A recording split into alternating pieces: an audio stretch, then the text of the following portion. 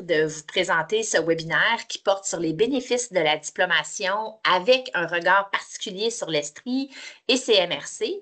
C'est un webinaire qu'on organise dans le cadre de la campagne estrienne Avec ton diplôme en poche, deviens la meilleure version de toi-même qui se déroule là, actuellement jusqu'à la fin du mois de novembre. Donc, je vous présente notre conférencier de ce matin, M. Michael Gaudreault. Donc, pour ceux qui ne connaissent pas Michael, Michael est enseignant-chercheur en statistique à ECOB depuis plus de 17 ans. Donc, ses travaux ont porté sur les parcours scolaires, l'accès aux études collégiales et les transitions, la conciliation études-travail et la réussite des populations étudiantes vulnérables. Depuis plusieurs années, il est responsable du développement de Regard 360, qui est une plateforme de visualisation de données à l'échelle des territoires québécois. Puis, il contribue également là, au développement de l'outil Je Concilie, qui est un questionnaire qui permet de viser l'équilibre entre son emploi et ses études. Michael a aussi coordonné là, de vastes études provinciales comme l'enquête sur la réussite à l'enseignement collégial en collaboration avec la Fédération des cégeps. Donc, Michael, la parole est à toi pour le reste de l'avant-midi. Merci beaucoup et bon webinaire. Merci beaucoup. Merci à tous pour l'invitation. Très content d'être avec vous. Donc, je vais commencer par partager mon écran pour que vous voyez ce que j'ai à vous montrer. Aujourd'hui, je viens vous parler des diplômes. Donc, un diplôme, ça vaut le coup, les bénéfices de la persévérance scolaire, avec une présentation qui est adaptée pour la région de l'Estrie. Et Michael Gaudreault, je suis là, mais Patrick Lepage aussi, qui est le co-auteur de cette étude-là. Qui nous sommes. Donc, premièrement, je suis membre d'ECOB. Si vous ne connaissez pas ECOB, c'est un centre de recherche qui est rattaché au Cégep de Jonquière. Et le mandat d'ECOB, c'est un mandat provincial en éducation en santé. Donc, dans ces deux domaines-là, on va faire de la recherche appliquée. Regard 360, vous allez voir que les travaux d'aujourd'hui découlent d'un projet qui est réalisé dans le cadre de Regard 360. C'est un projet d'ECOB qui permet de faire de l'analyse territoriale sur différentes thématiques, mais surtout de favoriser l'appropriation et le transfert des résultats. Donc, ce n'est pas seulement de produire de la connaissance, c'est de favoriser le transfert. Et on a développé aussi une plateforme qui s'appelle Regard 360, donc regard360.ca. Michael Gaudreault en statistique et Patrick Lepage, qui est enseignant-chercheur en économie, qui a collaboré avec moi à la réalisation de cette étude-là. Aujourd'hui, la présentation va se dérouler en 6 étapes. Donc, premièrement, je vous fais un état de situation de la persévérance scolaire à l'échelle provinciale et régionale. Ensuite, on parle rapidement des avantages du diplôme. Il y a des avantages monétaires et non monétaires. On va aller sur l'étude même que je viens de vous présenter. Donc, je vais vous parler des gains financiers pour la personne, donc individuelle, avec par la suite une analyse spécifique à la région de l'Estrie pour une analyse par territoire de MRC. On aura une période de questions et on conclut avec un atelier collectif pour réfléchir un peu à ce qu'on aura discuté au cours de l'avant-midi. Donc, si je commence avec l'état de situation, premièrement, le niveau de scolarité de la population de 25 à 64 ans. Donc là, pour l'instant, je suis sur l'ensemble du Québec. Ce qu'on observe avec les données les plus récentes du recensement de 2021. Globalement, 17% de la population possède un diplôme d'études secondaires, donc le DS ou l'équivalent. 19% vont posséder un diplôme d'études professionnelles ou encore diplôme et qualification du secondaire. Donc, ça inclut les autres qualifications également. Et le diplôme d'études collégiales où on a aussi les AEC, donc attestation d'études collégiales, c'est près de 20% de la population. Donc, on voit que 17, 19, 19, donc à peu près répartis également. Mais les diplômes universitaires, on est à 33%. Donc, il y a beaucoup de personnes qui possèdent un diplôme universitaire au Québec. Particulièrement, si je m'attarde au baccalauréat, c'est 18%. Et c'est en augmentation. Donc, d'année en année, de moins en moins de personnes sans diplôme. Présentement, on a 12% de notre population québécoise de 25 à 64 ans, donc en âge de travailler ou à peu près, qui ne possèdent pas de diplôme. Mais cette proportion-là est à la baisse au cours des années. D'un recensement à l'autre, on voit vraiment une baisse. Premièrement, ce qu'on observe, c'est que si je prends ce même indicateur-là, mais je regarde par tranche d'âge, nos 25-34 ans et nos 35-44 ans, c'est 10% et moins de personnes qui sont sans diplôme. Donc, dans les générations futures, on voit que la proportion de sans diplôme, elle est inférieure. Par contre, si je regarde chez nos plus âgés, 55 à 64 ans, ben, 17% de sans diplôme. Il y a un certain temps, on pouvait quand même accéder au marché de l'emploi plus facilement, même sans diplôme. Et à l'autre bout du spectre, ben, les diplômes universitaires, confondus, ben, on voit que nos générations plus jeunes sont plus nombreuses à aller jusqu'à l'obtention d'un diplôme. J'en profite aussi pour vous dire que vous allez voir quand même beaucoup de chiffres, mais la présentation va vous être transmise par la suite. Donc, ce que je veux que vous reteniez surtout, c'est les messages, c'est ce qui se dégage, parce que je voulais illustrer l'ensemble des résultats. Puis des fois, quand on va aussi à l'échelle régionale, ben, ça fait quand même beaucoup de chiffres, mais on se concentre surtout sur les constats. D'accord? En Estrie, si je compare avec la situation provinciale, ce que j'observe, c'est que il y a 14% de ma population estrienne du même groupe d'âge qui est sans diplôme, seulement 27% qui a un diplôme universitaire. Donc, on voit qu'en Estrie, un peu plus de sans diplôme, la formation professionnelle, donc le DEP ou l'équivalent, qui est quand même pas mal plus présente que dans d'autres régions du Québec.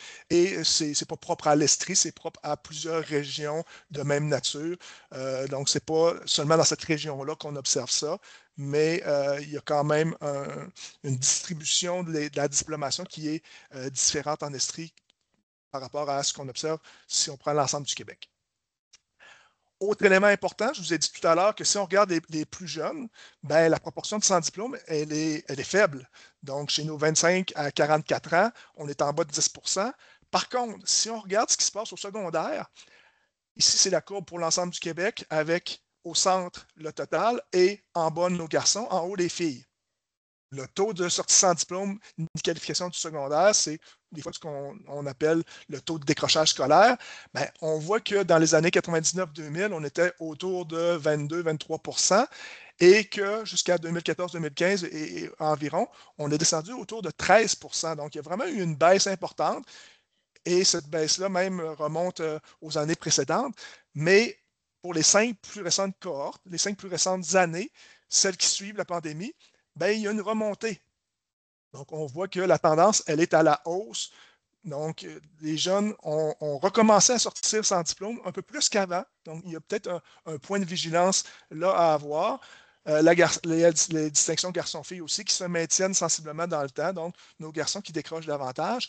Et si on regarde spécifiquement pour l'Estrie, au cours des 10 dernières années, ben, le taux pour le réseau public estrien surpasse d'environ 5 points de pourcentage chaque année le taux provincial. Donc, la situation, elle est plus préoccupante encore, spécifiquement dans la région de l'Estrie. Suit à peu près la même tendance, mais un peu plus prononcée. Si on regarde le niveau de scolarité de la population genrée, donc là, on a vu le taux de décrochage, mais on peut voir aussi la répartition genrée. Bien, sur mes 100 personnes tout à l'heure, on a à peu près 50 hommes, 50 femmes. Donc, on a séparé notre graphique en deux. Et là, on voit quand même une distribution qui est assez différente. DES, c'est semblable, mais au niveau du DEP, beaucoup plus de petits blocs orange, donc plus de garçons qui vont aller vers le DEP. Et à l'autre bout du spectre, les diplômes universitaires, seulement 29% chez les garçons, 38% chez les filles. Donc, il y a des écarts très, très importants à ce niveau-là. Et en termes de sans diplôme, on voit qu'on a 7 blocs chez les garçons. Puis comme c'est 50%, ça représente la moitié. Donc, ça représente 14% de nos garçons qui sont sans diplôme, alors que chez les filles, il y a seulement 5 blocs pour 10% de nos filles. Donc, la répartition de nos diplômés dans la tranche d'âge 25 à 64 ans, elle est assez différente aussi selon le genre. Si on regarde spécifiquement en Estrie, on a à peu près la même réalité, c'est-à-dire nos garçons qui sont plus souvent sans diplôme, 16%, nos garçons qui vont davantage vers le DEP, 27%, donc il y a vraiment un écart assez marqué à ce niveau-là, et nos garçons qui vont avoir beaucoup moins souvent un diplôme universitaire, tandis que nos filles, 31%. Et si on ajoute aussi le diplôme collégial, ben, collégial plus universitaire, c'est 52% de nos filles, mais seulement 38% de nos garçons. Donc, l'écart est quand même assez grand en termes d'études supérieures pour nos garçons et nos filles à l'échelle estrienne. Donc, ça, c'était notre petit état de situation. Décrochage préoccupant, notre population en général se diplôme davantage, mais la tendance chez nos jeunes secondaires ne va pas tout à fait dans la direction souhaitée. Maintenant, les diplômes, il y a des avantages financiers, c'est ce qu'on va parler durant la présentation, mais il y a d'autres avantages aussi, autant à l'échelle individuelle qu'à l'échelle collective. Donc, je vais commencer par à l'échelle individuelle, quelques éléments qui nous sortent, qui proviennent de la littérature scientifique. Donc, c'est certain que d'avoir un diplôme, d'avoir poursuivi ses études, d'être persévérant, il y a des impacts individuels, par exemple, en termes de compétences personnelles. Donc, on va développer, ça va permettre de développer une meilleure connaissance de soi, une meilleure connaissance aussi générale, qui va pouvoir nous être utile dans différentes sphères, notamment dans la sphère du travail. Ça permet de renforcer la confiance en soi. On est capable, on a réussi à amener à terme un projet. Ça permet de développer l'esprit critique et l'autonomie aussi des personnes. D'un point de vue santé, on se rend compte que les diplômés ont en général de meilleures habitudes de vie, donc de plus saines habitudes de vie, une littératie aussi qui leur permet de mieux comprendre un petit peu tous les enjeux en lien. On a quelqu'un qui a ouvert son micro, merci. Les gens qui sont diplômés de façon générale ont une meilleure santé physique et mentale, une plus grande espérance de vie. On distingue, on détermine qu'il y a environ 7 ans de différence entre l'espérance de vie d'un décrocheur et l'espérance de vie d'un diplômé. Donc, c'est majeur. Et ces personnes-là aussi, de façon générale, vont avoir une meilleure satisfaction et un sentiment d'accomplissement, donc un sentiment de bien-être général. En termes d'emploi, ils vont avoir accès généralement à des emplois de meilleure qualité, donc à temps plein, avec des horaires plus intéressants aussi. La nature des tâches aussi peut être plus intéressante pour nos diplômés. Davantage de possibilités d'avancement. Donc, des fois, on va avoir besoin du diplôme pour pouvoir accéder à des postes de gestion ou autres. Plus grande flexibilité de l'horaire, télétravail. On l'a vu aussi dans le cadre de la pandémie, ceux qui ont perdu leur emploi plus rapidement, c'était les personnes moins diplômées. Et meilleure productivité et capacité d'adaptation. Et d'un point de vue strictement monétaire pour la personne, ben, plus de facilité à trouver un emploi et à garder un emploi, donc plus de stabilité d'emploi. Les revenus sont généralement meilleurs. On a chez ces personnes-là des actifs financiers plus grands, donc plus de capacité d'épargne aussi, en prévision d'une retraite peut-être plus rapide, et les avantages sociaux. Donc, il y a plein d'avantages pour la personne. Collectivement, il y a des bénéfices également. Donc, du point de vue strictement gouvernemental, réduction des transferts en assurance-emploi, en aide sociale, plus de revenus fiscaux, donc plus de personnes qui payent des taxes, donc étant donné que nos gens travaillent plus souvent, puis travaillent plus souvent aussi avec de meilleurs salaires, croissance du PIB qui nous permet de s'offrir de meilleurs services, baisse des coûts sociaux et de santé. D'un point de vue vitalité régionale, ça va permettre les territoires où est-ce qu'on a plus de diplômés vont avoir une économie plus diversifiée, moins d'inégalités entre les différentes classes sociales. C'est des territoires qui sont plus attractifs, donc on va avoir des gens qui vont s'installer dans ces territoires-là et ça permet de maintenir aussi l'ensemble des services de proximité. Donc, il y a des effets vraiment sur le développement de la région. Pour les collectivités en haut à droite, on a des gens qui, en général, s'ils sont plus diplômés, vont avoir une meilleure participation citoyenne, vont voter, vont donner du sang de façon plus régulière, etc. Donc, il y a plein d'avantages pour la collectivité. Les gens vont souvent aussi avoir une plus grande conscience environnementale. Donc, dans un contexte comme on vit présentement, c'est important. Plus de cohésion sociale, donc moins de crimes, moins d'incarcération, etc. Donc, c'est un autre avantage. Et les gens en général, quand il y a une plus forte diplomation, on observe aussi une meilleure qualité de vie. Et enfin, dans les entreprises, ben, c'est sûr que plus on a de gens diplômés dans notre territoire, ça donne accès à un plus grand bassin de main-d'œuvre. C'est des gens qui ont une plus grande capacité d'innovation et de productivité, vont avoir des comportements qui vont être meilleurs pour leur santé et leur sécurité au travail. Et finalement, c'est des gens généralement qui vont mieux s'adapter aux changements technologiques. Donc, tout ça pour dire qu'il y a plein d'avantages à avoir des jeunes diplômés, donc pour eux et pour l'ensemble de la collectivité. Troisième élément, on a fait une étude spécifiquement sur les gains financiers individuels. Donc là, je vous explique un peu pourquoi. Premièrement, cette étude-là, ben, il y a un sondage léger récent qui nous dit que 40% des 18-24 ans juge qu'il est peu ou pas du tout nécessaire de poursuivre ses études après le secondaire pour obtenir un emploi bien rémunéré. Autrement dit, on peut très bien avoir un bon emploi bien rémunéré, même sans aller aux études après le secondaire. C'est préoccupant. Autre élément, il y a des éléments qu'on entend depuis un certain temps, entre autres, dans notre région, les jeunes s'en tirent très bien, même sans avoir de diplôme.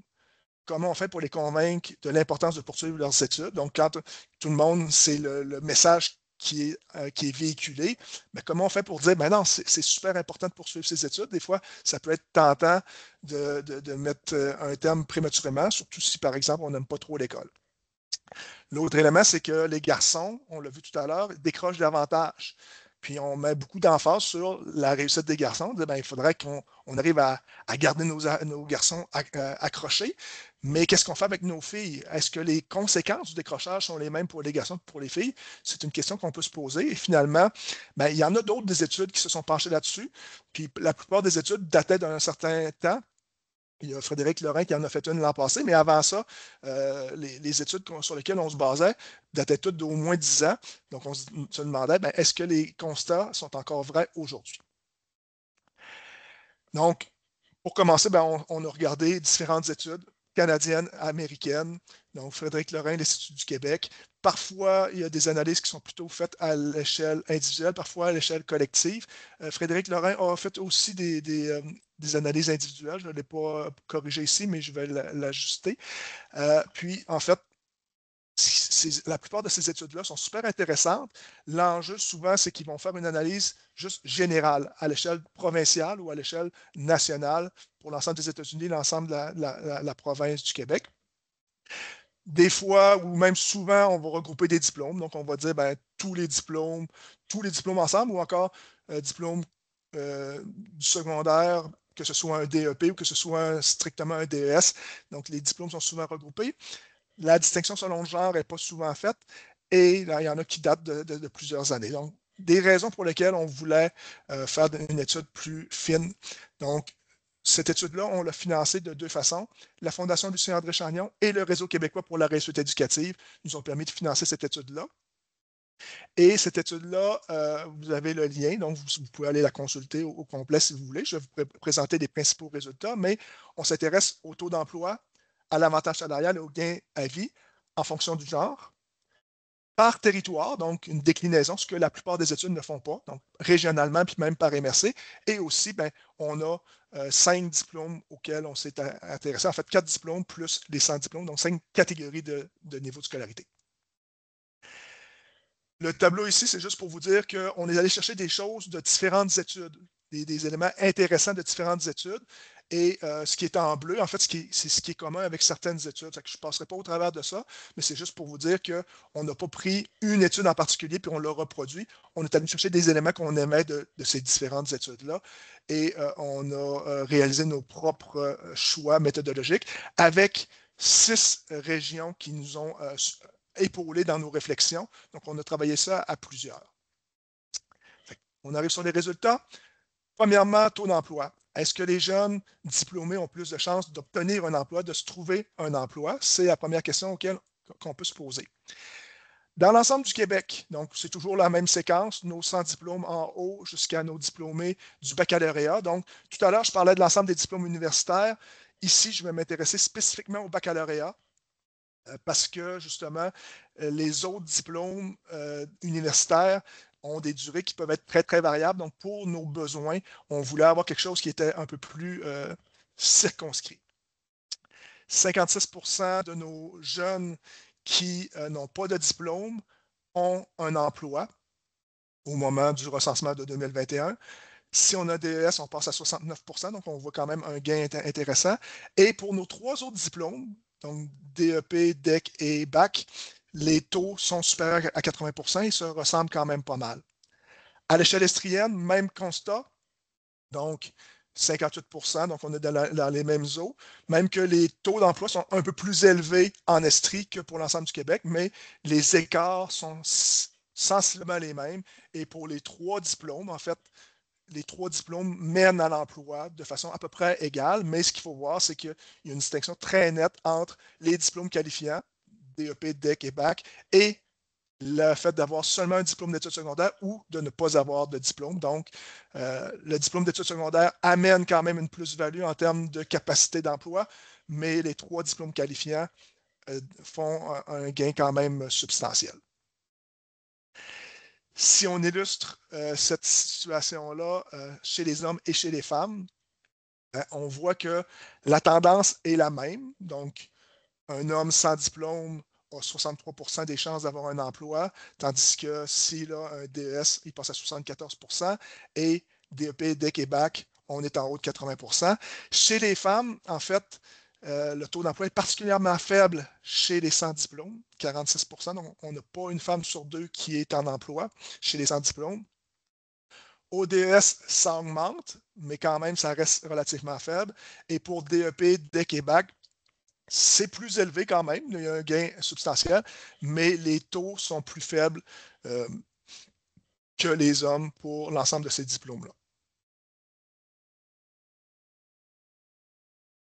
Si on reprend l'analyse spécifiquement pour la région de l'Estrie, ben, c'est pas mal les mêmes constats. Donc, les écarts avec le Québec demeurent. On voyait que le taux d'emploi était un petit peu plus élevé en Estrie, mais les écarts hommes-femmes demeurent pour l'ensemble des diplômes. Et donc, les hommes sont avantagés par rapport aux femmes. Mais si je regarde strictement chez les hommes, c'est avantageux d'avoir un diplôme. Si je regarde strictement chez les femmes, c'est avantageux d'avoir un diplôme, particulièrement un diplôme qualifiant. Deuxième indicateur de l'étude, c'est l'avantage salarial. Donc, à quel point c'est avantageux d'un point de vue monétaire d'avoir un diplôme. Donc là, on a vu la capacité d'avoir un emploi, mais là, on regarde spécifiquement sur la capacité de faire des revenus avec cet emploi-là. Les billes, en fait, c'est une façon d'illustrer les revenus. Donc, chaque bille, c'est à peu près 10 000 Donc, ce qu'on est capable d'observer ici, c'est qu'une personne sans diplôme, à l'âge de 35 à 44 ans. Donc, pourquoi 35-44 ans? Ce qu'on veut ici, c'est illustrer ce qui se passe à la mi-carrière pour ne pas se coller trop sur les études, parce que quand on, par exemple, si on fait un diplôme universitaire, ben, on va être aux études plus longtemps. C'est que ça se pourrait qu'à 20 ans, on n'ait pas encore le plein salaire qu'on pourrait éventuellement avoir. Puis si on est proche de la retraite, ben, ça se pourrait qu'on ait réduit notre temps de travail et qu'on ait des revenus moins. Donc, ce qu'on veut ici, c'est illustrer ce qui se passe à peu près à la mi-carrière, 35-44 ans. Donc, dans cette tranche d'âge-là, les personnes sans diplôme gagnent à peu près 4 billes, donc 40 000 Si on a un DS ou un DEP, on voit que les revenus sont quand même assez semblables, 51 000 ou 53 600. Et la personne qui possède un diplôme collégial, une bille de plus, donc un 10 000 comme il faut de plus. Et au niveau baccalauréat, on est à 8 billes, donc 80 000. L'avantage salarial, c'est de reprendre ces montants-là, mais c'est toujours de se comparer avec le sans diplôme. Donc, quand même, le DS, c'est 24 de plus, donc à peu près le quart de plus. 30 pour le DEP, 49 donc à peu près une fois et demie le revenu d'un sans diplôme. Et pour le diplôme de baccalauréat, c'est pas tout à fait le double, mais pas loin. Donc, il y a vraiment un avantage salarial important au fait d'aller chercher un diplôme, particulièrement les diplômes qualifiants, encore une fois. Donc, je l'ai illustré ici sous une forme différente, donc avec un graphique, mais c'est les mêmes chiffres pour l'ensemble du Québec, juste pour qu'on puisse comparer ce qui se passe à l'échelle estrienne. Donc, à l'échelle de votre région, la tendance est la même, mais les revenus sont un peu moindres. Donc, les revenus médians, donc revenu médian, c'est le revenu de la moitié de la population. C'est qu'on prend, mettons, tous les sans diplômes, on ordonne tout leur revenu, puis on dit, ben, je vais aller voir le 50 centième, 50 des personnes, quel revenu ils gagnent. Il y a donc, ça veut dire qu'il y a 50 des gens qui gagnent, des gens sans diplôme qui gagnent 38 400 et moins, puis il y a 50 des gens en Estrie qui gagnent 38 400 et plus s'ils sont sans diplôme. Donc, c'est un revenu médian qu'on a utilisé ici, non pas la moyenne, mais normalement, la moyenne et la médiane se ressemblent beaucoup. L'avantage de la médiane, c'est que ce n'est pas influencé par les grandes valeurs. Donc, s'il y a quelqu'un qui gagne plusieurs millions, ben, il influence plus la moyenne qui va influencer la médiane. Donc, c'est pour ça qu'on a choisi la médiane. Mais en gros, ça se ressemble quand même. Donc, ce qu'on observe, les revenus sont un petit peu moindres. Par contre, l'avantage salarial est sensiblement le même. Donc, on voit le gap est pratiquement le même partout en Estrie. Et il est particulièrement intéressant, 102%, si on a un diplôme universitaire. Donc, en Estrie, ça double notre revenu par rapport à une personne sans diplôme si on a un diplôme universitaire. Mais dans tous les cas, nos diplômés ont de meilleurs revenus que nos personnes sans diplôme. On le voit de façon très nette ici. Si on fait la distinction homme-femme, encore là, c'est sensiblement la même chose qu'on observait tout à l'heure, c'est-à-dire que nos femmes sont désavantagées par rapport aux hommes. Donc, les hommes ont des revenus quand même relativement plus élevés que les femmes, donc dans toutes les sphères. Par contre, si je regarde strictement les hommes, ben, il y a un gain important de revenus si j'ai un diplôme d'études secondaires, encore plus important si j'ai un diplôme d'études professionnelles, et le baccalauréat et le diplôme d'études collégiales et le baccalauréat amènent un avantage salarial intéressant. Et du côté des femmes, ben, le gain est là, mais le gain est particulièrement intéressant chez les femmes qui ont un diplôme de baccalauréat. Et si on se rappelle tout à l'heure, ben, grande, c'est la catégorie dans laquelle on a beaucoup de femmes. Les femmes vont plus aux études universitaires, sont beaucoup plus nombreuses dans cette catégorie-là. Donc, c'est quand même une bonne nouvelle, mais il y a quand même des enjeux de revenus sur des niveaux de diplomation un peu plus faibles chez les femmes comparativement aux hommes. Donc, ça, c'est la région, l'idée pour l'Estrie. Le gain d'emploi à vie, ce qu'on va faire, c'est qu'on va cumuler les gains pour la durée de la vie. Donc, l'idée, c'est de faire la somme des salaires annuels. Donc, c'est des salaires bruts de 16 à 64 ans. Donc, je prends mes salaires de chaque année de 16 à 64 ans et je veux vérifier, ben, est-ce que, en fonction de mon diplôme, il va y avoir une différence. C'est qu'on a pris le même indicateur que précédemment, on l'a suivi sur la période que je viens de vous dire, de 16 à 64 ans. Donc, c'est l'entrée en général sur le marché du travail ou encore c'est la période où est-ce qu'on est encore aux études, mais on voulait prendre en compte la période des études. Et la 64 ans, c'est l'âge habituel de la retraite, même s'il y en a qui vont prendre leur retraite plus tôt, c'est 64 ans. À 65 ans, en règle générale, les gens touchent le régime des rentes du Québec. La durée des études, on a utilisé la durée minimale prévue pour chacun des diplômes. Vous allez voir tout à l'heure. Le revenu, donc on a considéré 30 du revenu pendant les études et pour les coûts privés d'éducation, on n'en a considéré aucun puisque les frais de scolarité, même s'il y a des frais de scolarité, ben, sont très variables et sont relativement minimes quand même par rapport à l'ampleur du gain à vie. Et les frais de subsistance, ben, on a considéré que si on va aux études ou si on est à l'emploi, ben, il faut se loger, il faut quand même se nourrir. Michael. Oui, tout à fait. Donc, je vais t'interrompre. Comme on a annoncé au début, on va prendre un 2 minutes de silence puisqu'on est la journée du souvenir aujourd'hui. On recommence à 11h02.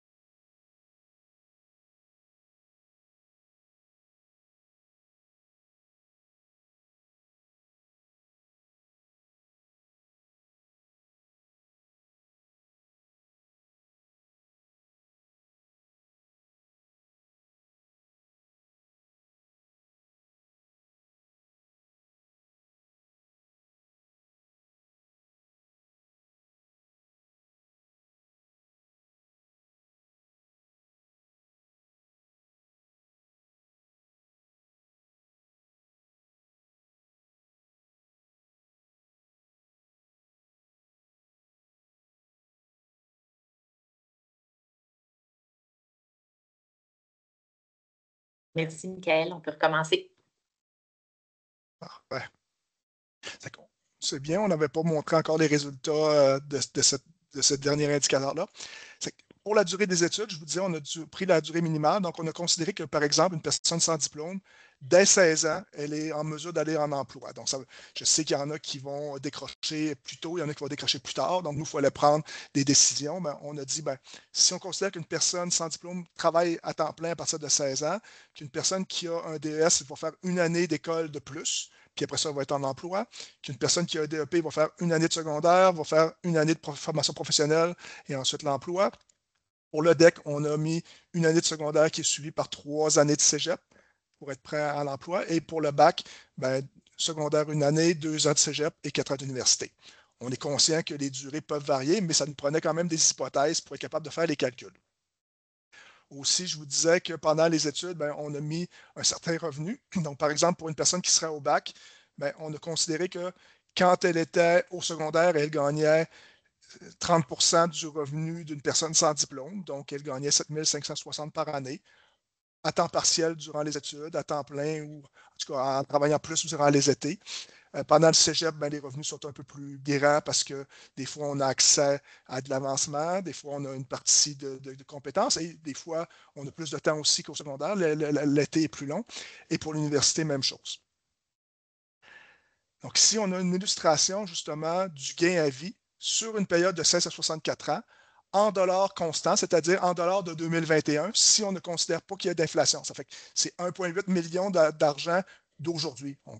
On est bien conscient que dans le temps, l'argent va perdre un petit peu de valeur, puis que chaque année, on va faire des revenus plus élevés. Mais en termes d'argent constant d'aujourd'hui, comparable, c'est ce qu'on obtient. Donc, une personne sans diplôme va gagner environ 1,8 million de dollars dans sa vie active, donc jusqu'à 64 ans. Une personne qui aurait un diplôme d'études secondaires, selon les différentes hypothèses qu'on a placées tout à l'heure, gagnerait 2,2 millions, donc à peu près 400 000 de plus. 2,3 millions pour une personne détentrice d'un DEP, 2,6 millions pour un DEC et 3,2 millions pour un bac. Donc, ce qu'on observe, c'est que le temps qu'on a consacré à nos études, on va aller le regagner avec des salaires plus élevés à chaque année. On l'a vu un petit peu tout à l'heure à mi-carrière. Donc, éventuellement, la privation de salaire pour un certain temps va être largement compensée. Donc, si je prends les chiffres précis, donc c'est la même chose que la diapo précédente, mais pour l'ensemble du Québec, mais on voit c'est quoi l'écart, toujours avec le sans diplôme, pour chacun de ces diplômes-là. Et on est capable de voir qu'en Estrie, premièrement, comme les revenus annuels étaient un peu plus faibles, les gains à vie sont un peu plus faibles. Mais ce qui est intéressant, c'est de voir justement les gaps entre chacun de ces diplômes-là. Donc, les écarts de 282 000 ici entre le sans diplôme et le DES, 426 000 si on va vers le DEP, 673 000 et 1,4 million, donc même plus élevé que le Québec si on a une personne détentrice d'un baccalauréat. Donc, de façon générale, c'est très avantageux de posséder minimalement un diplôme d'études secondaires. J'ai ajouté ce petit tableau-là. Je sais qu'il y a beaucoup de chiffres. C'était juste pour vous situer l'Estrie par rapport à l'ensemble des régions, pour vous dire qu'on l'a fait, cet exercice-là, pour toutes les régions du Québec. Et dans tous les cas, tout ce qu'on voit, c'est des valeurs positives. Donc, dans toutes les régions du Québec, le fait d'aller chercher un diplôme, c'est avantageux. Il y a des disparités. Donc, on voit du 2 millions pour les sans diplômes versus du 1,6 million. Donc, il y a des disparités de revenus, mais dans tous les cas, c'est avantageux. Et dans certains cas, même si c'est très payant d'être sans diplôme dans certaines régions, ça l'est encore beaucoup plus, particulièrement si on va vers le DEP, le DEC ou le baccalauréat. Donc, c'est une information juste pour vous situer la région par rapport à l'ensemble. D'un point de vue homme-femme, même chose. Donc, les disparités genrées sont importantes, mais pour les hommes comme pour les femmes, le fait d'avoir un diplôme, ça va donner un gain supplémentaire important, particulièrement si on va vers le baccalauréat pour les femmes. Donc, on voit que le gain 1,6 million, même plus élevé que les hommes, l'écart est très, très grand ici. Donc, on est plus qu'à 2 fois le revenu des femmes sans diplôme. Donc, l'effet pour les femmes est très important. C'est sûr que si on fait la comparaison homme-femme, les gains à vie sont quand même amputés chez les femmes. Il y a vraiment un enjeu de ce côté-là que ces données-là nous révèlent. Je termine avec une analyse par MRC.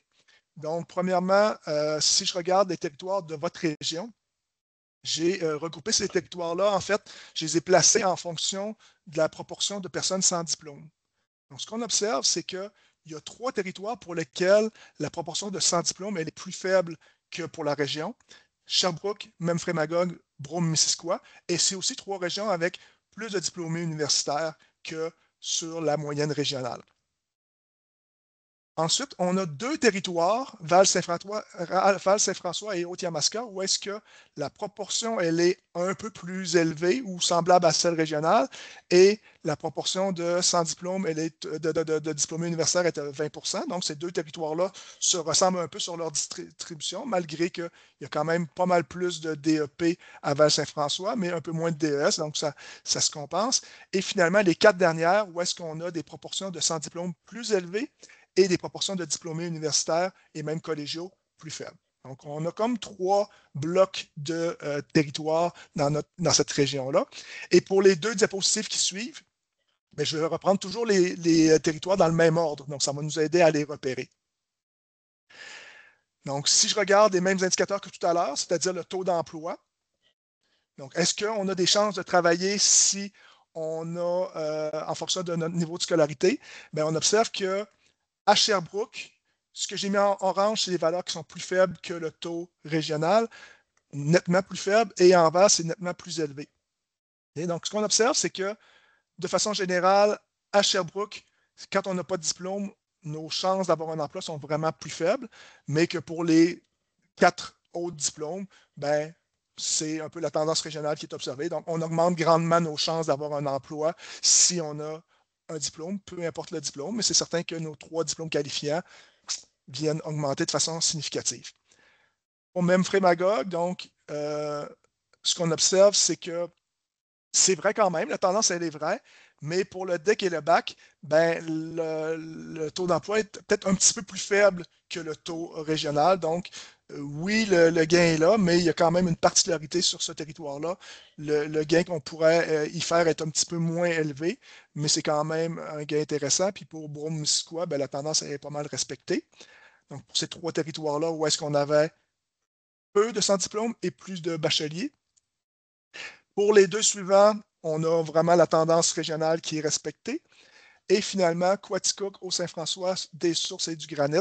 Ce qu'on observe, c'est premièrement, à Quaticook, une personne sans diplôme a quand même un taux d'emploi assez élevé, 67 %, ça dépasse la moyenne régionale, mais aussi c'est plus élevé pour un DES et un DEP. Donc, ces 3 diplômes-là, ces 3 catégories-là, en fait, ont des taux d'emploi plus élevés.